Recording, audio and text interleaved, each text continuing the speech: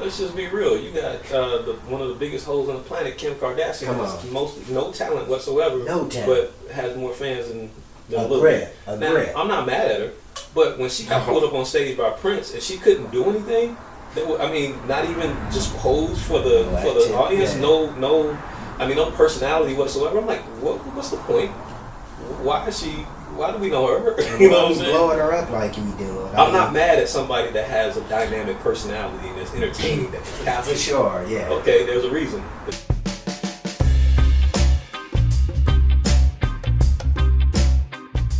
Hotep, I am that I am. Some call me Haru. Some call me Jadon. Indeed, and this is the Konsider Show, episode 12. And we're going to be talking about cultural norms. And I know people, y'all probably wonder, where's this brother coming up with all these crazy titles and all this? I thought this was supposed to be a weed show, or talking about cannabis or marijuana, whatever the case may be. They're over there, they're educating, they're really taking you to another level, starting to really think outside the box, and that's the key thing. And like I said, if you know somebody like this, comment, share, subscribe. You feel me? So we're just trying to say this, and this is one of the things I would like to say once again. I don't know anything, but the whole thing is this: if you know some things, let's talk, let's engage, let's get some things on the table so we can take it to the next level, and maybe we can network together. Maybe we can utilize each other's services per se, for example. So I'm going to jump right into it. I just wanted to define culture norms, and then I was going to throw some things out there, and then we can get engaged, to what we had going on. So I did go to a site, appspsychology.com, and it was defining the terms of culture and cultural norms.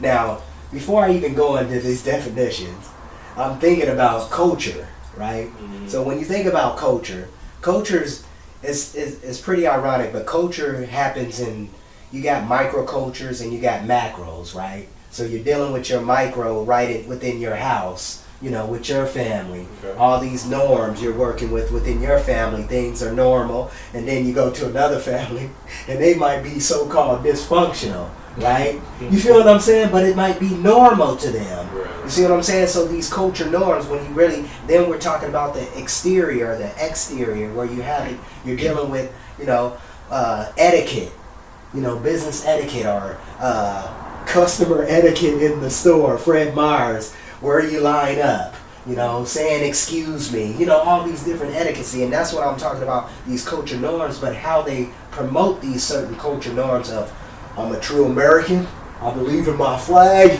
you got that attitude, I fought in the military, whatever. But that mentality, I want to address that mentality. That's my point here. I would like to address that mentality. Where are these norms fabricating, or are they just coming up with certain elements where you're like, Occupy Wall Street, or whatever the case may be. What I'm saying is, how are these norms actually being circulated so good within the particular culture of the people? Are they being taught in the school? When you really think about it, these are the things I want people to really engage within, seeing some things and kind of asking that question. Where is this stuff coming from, these culture norms? So on that note, let me just drop into the definition. Culture norms can be defined as rules that specify group uses for stating what is seen as appropriate or inappropriate behaviors, values, beliefs, and attitudes. Wow, that wrapped it up right there. I'm going to go through some other ones, but that kind of wrapped it up right there. I mean, it hit every element. Interesting enough, this was one of my experiences. Over at Highline College, how the sociology class was one of the biggest classes, one of my biggest classes, and it's amazing how many people really want to learn about other people. You see what I'm saying? But we don't want to take the time within our own self to learn anything. Yeah, I get you there. Yeah, see what I'm saying? It's crazy. I don't know. Like I said, it's some things I just wanted to kind of... We're the most diverse nation on the planet, right? Literally.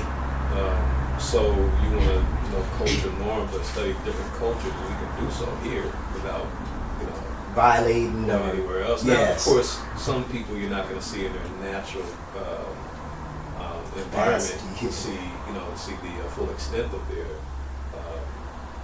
culture, but you can still pretty much study their norms, basically, which is their values. Sure. And just by how they respond to things. I mean, you brought up Occupy Wall Street or whatever, Democrats. I mean, that's they're rejecting something that they consider that shouldn't be a part of the norm, right? So they're saying, okay, we don't want this to be a part of the norm, so we're going to protest it. Now, the thing is, the protest is what's considered the norm also. For sure. Right? Because how do you respond to something you don't like? Well, if you had done it in the 1800s, they might take you out in the lawn and shoot you. For sure. Real quick. Depending on what it is. Or challenge you to a duel or whatnot. That's now, it. And instead of going up with pitchforks and hanging hanging up the politicians for not representing you, we protest or we, whatever, however we whine about it, but we take the long way about trying to go through the system and try and out them instead of how it was once done, what was once exactly. And norms change over time. For sure. Yeah, we we talked about the last episode. The same. It's like I say, you got three generations literally representing right here. You know what I'm saying? And that's deep in itself, because it was like things that was normal to me that I was like, okay, that makes sense. Yeah, we got whoopings in school, y'all. I did. I got whoopings in school. Yes. And they stopped at my 3rd grade year. See what I'm saying? But these are certain things what we had to... And that sounds crazy. Yes. Yeah, that was no joke either, But it was a different discipline, too. Because you didn't have a lot of the kids today, like your mother-in-law was saying, how you got all these kids are off the chain now. You had only a few back in the day, but now it's like majority of the children don't want to learn. I mean, not saying they don't want to learn, but you know what I'm saying. They just we could call this the norm. What they want the norm in school to be is different than what the norm the kids want to be. For sure, right? There's a fighting of those two norms. Which one is right? And there's obviously manipulated norms. Sure. Yeah, the media trying to attempts to establish certain norms when it's based on the opinion of the journalists now, and journalists have their big time. And they try and push big time. Well, norm is a lot of times just a stereotype of some sort. This is true. Again, we have a lot of subcultures. So because kind of like the accountability or being responsible, especially being in the private sector. And really getting to understanding how people don't really want to take advantage of the opportunities that's actually presented to them. Right. I know you do a lot of consultation with brothers and sisters throughout the mortgage industry, but how many times they being accountable for their actions, Yeah. Can of worms. That's a big because in most cases, as you can see right now, they're not. Yes. Even if they are being held accountable, it's money's thrown at it, so they're really not being held accountable. So yeah, you're right. And it's interesting how when you take the time to really sit back and listen and watch, even like the movies, because I know you probably be thinking in your head, this dude watching some crazy movies. No, literally, I think Jadon be probably looking at me and be thinking, what's not going the on? norm. Just it's not the norm. Even your mate seeing me, she walking in here and she like looking at what I'm watching, but at the same time I'm watching things that's actually learning, adding value to myself, and adding value to others as well. Because I mean, it's always interesting. Every time I'm walking by, I'm like, I got things to do, and then your stupid show gets me sucked in. What is he watching now? So it's just but like I said, the norms. Well, people struggle with norms. Yeah, I mean, norms, like you said, you mentioned both of you. Norms to you may not be norms to the next person. And a lot of times they struggle. You see that a lot. I see that a lot with with life coaching. Is that people struggle with their confidence because they feel that they're not the norm because of who else ever is around them. Yes. They believe that they're not like this person, so they feel like they're an outcast. Not realizing that you're just as normal as anybody else. There's millions of people out there that think just like you, just like there's millions that think just like them. There's billions of people on this planet. You are not alone. And that's what's harmed us, our confidence getting sucked away all the time. Yeah. The norm, if we were to believe magazines in Hollywood is that all dudes are chiseled. Yeah. You know, and all chicks have skinny waists and big tits.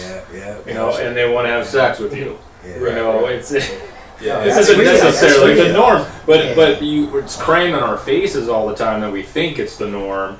And then we're like, well, why am I not like that? Or why, and I'm putting why am I not experiencing this norm? And so you strive for that norm, which that, you know, then it's just that whole confidence thing, and you don't feel good about yourself. You know, in schools, that happens all the time. Public school, any school, but I mean, public school is just classic. I mean, I remember, you know, I wasn't a popular kid, but I was friends with a couple of popular kids, you know, quote unquote, when I was in like elementary school.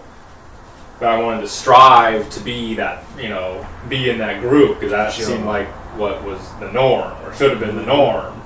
Trying to be something I'm not necessarily not. It's kind of like the issue with the backwards philosophy, as they tell you, you know, eat 6 meals a day so you can get, you know, get that muscle mass, get up there. Burns more calories. Yeah. 6 but times. At the same time, they're 3. telling you, no, you got to stop this so you can lose weight and this and that. So the duality, you see what I'm saying? The duality is so messed up. You know, they don't really pay attention to it. That's what I'm saying. The people are not taking the time because we're not taking the time. Well, you can't give somebody that kind of halfway advice anyway. I mean, you tell me, I don't know if it's 6 times a day or 5 times a day, okay. Whatever. They're smaller meals. Smaller portions, like your meal could be 2 boiled eggs.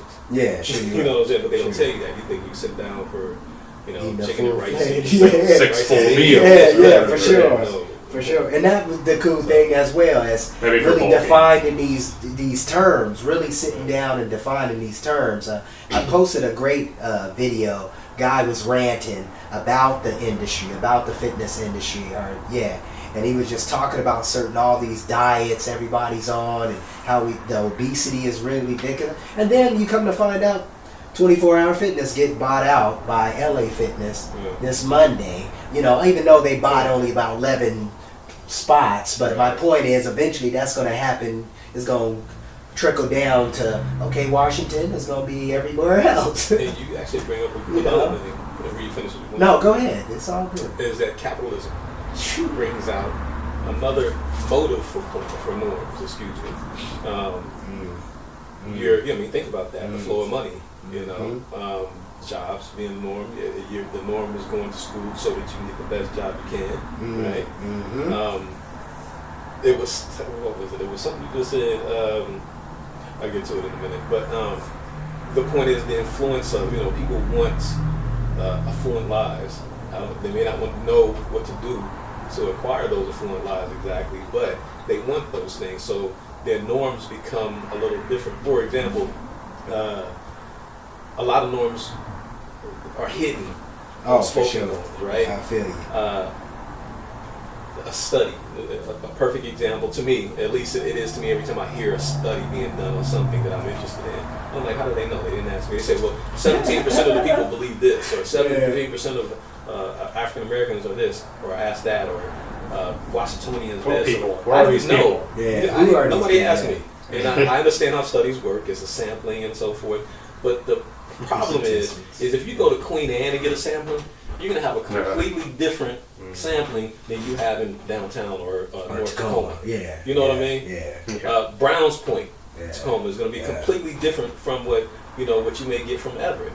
And those in the same state. Western Washington, different counties, but same state, right? So, when these studies are established to signify these norms, I always ask questions, like you said before. Question everything. Yeah, question everything. I mean, research. And it's not that you have to be the most intelligent, because that battle is going to be, if that's the battle you want, that's a great battle to be in, I guess. For sure. And that brings me kind of what you were saying earlier about these social norms or these culture norms. How we look up to the Timothy Ferris or some of these people, these icons, the Joe Rogans, the Usain Bolts. We look at these particular Michael Jordan, whoever you want to. We look at these icons and we look, okay, I want to be balling like him, or I want to be doing this, I want to be doing that. So we have these expectations, not saying it's wrong or bad or this and that, but then we don't plan it. and we're not getting around the environment. That's why I think we got these crazy norms that really don't make sense to. Yeah, you get back into the element. You know what I'm saying? You get right back into the element of coaching, because what we do is, as you already know, we don't tell people what to do. For sure. We don't give you something you don't already have. We take what you have and we put it in order for you. Yes. So that you're accountable for the things that you know you need to do, and which you establish. Okay, what's your priority? What's the first thing you need to do? You need money, right? Oh, you need to establish your name, your brand, right? Okay, so these are the things you need to do for those immediate impacts, or at least for those impacts at whatever timelines you need them. Yes. So, but what I've learned in coaching is that it's surprising how many people do not know how to set goals and do not know how to step by step accomplish those. For sure. That is amazing. But it's not being taught anymore. I mean, I remember my mentor. I mean, every year we used to get prepped. He used to prep me for the year. Okay, what is your plan for this year? This is how we're gonna approach it. I'm gonna push you this much. Boom, boom, boom. And I was mentally prepared, and then I started getting physically prepared. I mean, throughout my summers, and we're talking Alaska too. My summers, I'm training all summer. I'm playing football, and I'm out there getting it in. You know, training for my wrestling, so I'm in shape, ready to go. Practice coming up. We do out all year long. I'm wrestling. I'm over here in Minnesota. I'm in North Dakota. I'm somewhere. Yeah. And I would just keep it going. I mean, but plan of action. Then as I got older, I got away from that aspect. You see what I'm saying? I got away from the planning aspect. Then I started seeing a lot of things kind of falling on the wayside because you get caught up in that social norm. A job, this, the game that. of life. Yeah, the rat race. Like Robert Kiyosaki always talked about the rat race. You know, even though he didn't phrase that term, but you know, those who know about Rich Dad Poor Dad can you know where I'm coming from. So it's just like core values too. That's another thing. How certain people's values are not. You know, I wouldn't do what Jay-Z and Beyonce and all these so-called illuminists societies claiming that they're doing. You know, I wouldn't sell out my family just for some dollars, you know, or whatever, for, you know, popularity or, you know, whatever the case may be. Not saying that's the case, but, you know, I'm going to take Kim Kardashian over my brother. You know what I'm saying? I mean, and don't take me wrong. It's just an understanding. I'm just trying to give people an understanding what's really going on. You know, I don't listen to all this new rap or whatever this stuff is called these days. I don't know what it is. Now you want to talk about getting into norms. Yeah. And what establishes or influences norms. I mean, actually look at, I don't know, forget his name. Speaking of which, dude that brought up the point about, again, speaking on norms, about police brutality and the response to it, right? Back in the 90s, 80s, 70s, what was the response to, you know, when we had police brutality often, you know, and things of that nature, but we didn't have the technology to capture it. So the story is an old story, but it's a new image. And so now what we're doing is we've changed the going back to the music, we've changed the ground of response from fight the power to lollipop to whatever the current, you know, Superman and all this you know, it's some nonsensical stuff. Now, there's nothing wrong with having fun. Let's not get that twisted. There's nothing wrong with having fun, but it has its place. Yes. You understand? Everything has its place. And that was what was good about hip hop back in our days, in the 80s and 90s. They knew because you had your subject matter. If you want some gangster, you go to NWA or the story. Get on, exactly. Storyline. Yes. They were trying to tell a story. Yes, that's the difference. What's happened. Now it's sensationalized. Yeah, exactly. Right. Glorified. All this stuff is glorified. And somehow that's the norm. You know? For sure. Exactly. I mean, all these young rappers coming up. It influences the mind. You know? Yeah, big time. Yeah, I mean, you got your little daughters and whatever want to do all this dancing. When have that actually been, you know? I mean, you got, like I was telling my cousin the other day, I said, how you going to have all these hoes? What I mean by that is like all these celebrities who's blowing up. Let's just be real. You got one of the biggest hoes on the planet, Kim Kardashian. Has no talent whatsoever. No talent. But has more fans than a little bit. Now, I'm not mad at her, But when she got pulled up on stage by Prince and she couldn't do anything, I mean, not even just pose for the audience. Yeah. No personality whatsoever. I'm like, what's the point? Why do we know her? You know what I'm saying? Blowing her up like you do. I'm not mad at somebody that has a dynamic personality and is entertaining. For sure, yeah. Okay, there's a reason. Exactly. But I mean, and then your boy. I mean, we ain't gonna get into the whole being a housewife. Yeah. But that's real. That's real because that's what we're seeing. The trend. Norms and how many little girls now want to be like that. Exactly. Talking about norms. Exactly. Mothers, watch your daughters. Fathers, watch your daughters. Because this is becoming real. It's not becoming real. It's been real. And us knowing it's real too. And us knowing it's real too. But at the same time, it's just understanding. I think when we start questioning these particular issues we talk about here on Consider Group, I want people to really think about these things. Like I said, I don't know nothing, but at the same time, I'm learning each and every day to stretch the mind, to take the mind to the next level. And that's what's so beautiful about meditation, because I do that every day. I don't know if people know that, but I do that. But taking the meditation, taking it to the next level for yourself so you can get more clarity in what you may do or the moves you have to take, to be successful. And that's why I was mentioning that mental bank ledger. That's really, it's been very beneficial for me because it's really been putting things in perspective. And the cultural norms have been the opposite. Everything's been the opposite of picking up a book.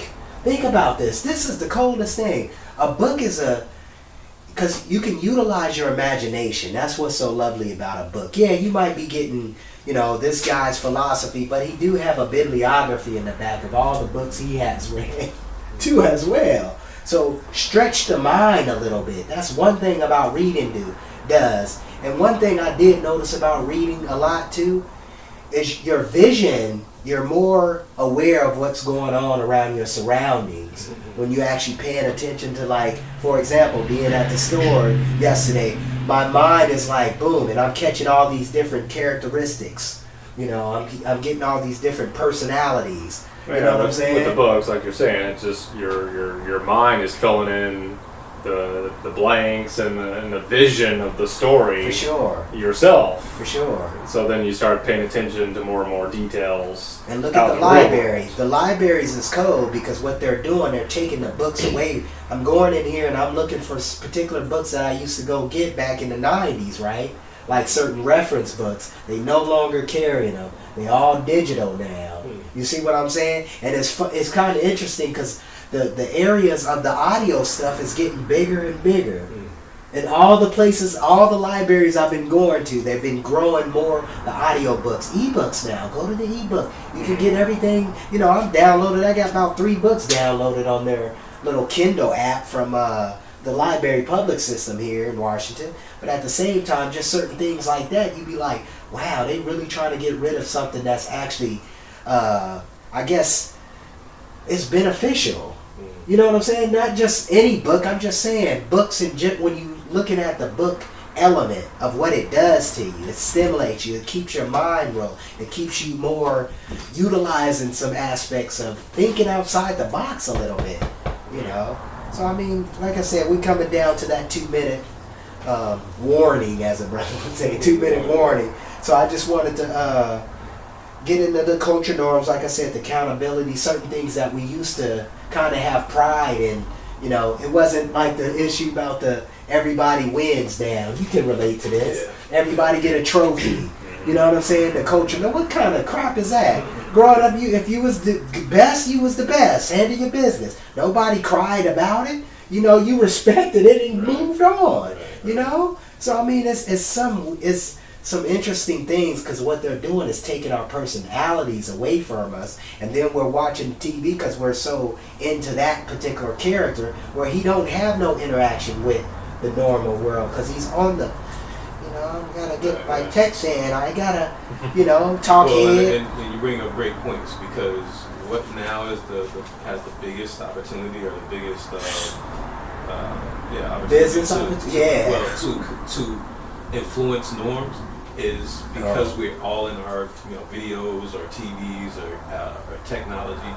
it's not going to be us individual or as a collective that creates our own norms anymore. Because, for example, we don't have time for it, but there was probably one subject that we could have discussed and disseminated, not for on a judgmental level, but on a norm level, and it being pushed as a norm, which was gay marriage. Yeah. Whether you agree with it or not, the point was it became a big, the largest political, largest thing on a political platform, right?